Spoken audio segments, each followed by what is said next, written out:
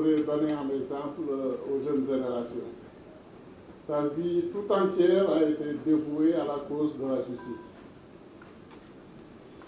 J'ai rencontré Tonton Serigne pour la première fois un jour d'octobre 1968.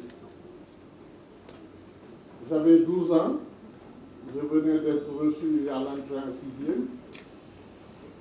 Et comme à l'époque, il n'y avait pas de lycée à Diourbel, nous autres Diourbellois, on était orientés soit à Dakar, soit à Saint-Louis.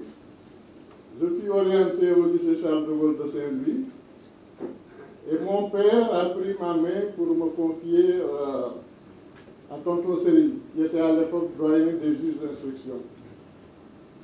En lui disant, Serigne, je te confierai. S'il se mettait à filer du mauvais coton, je te demande de ne pas m'en référer et de faire ce qu'il faut. Et puis lors, son regard affectueux et son affection ne m'ont jamais fait défaut.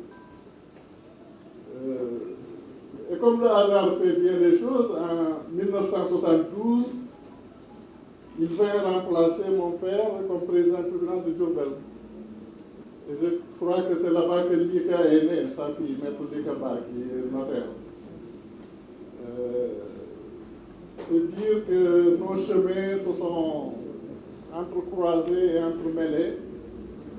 Et c'est un auteur que je perds en la disparition de Tonton Serigne. Du reste, le khalife général des Mourides de l'époque, Serigne Abdoulaye Mbacké, qui venait d'accéder au khalifa 4 années auparavant, en fit son confident et son conseiller privilégié. Cet homme de Dieu savait ce qu'il faisait en portant son choix et en s'appuyant sur ce magistrat aux qualités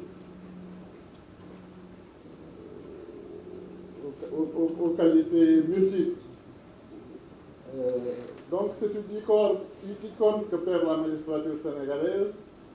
Et je voudrais, au nom de toute la compagnie judiciaire du Sénégal, présenter nos condoléances les plus émues à sa famille et leur dire que nous partageons le sentiment d'affliction.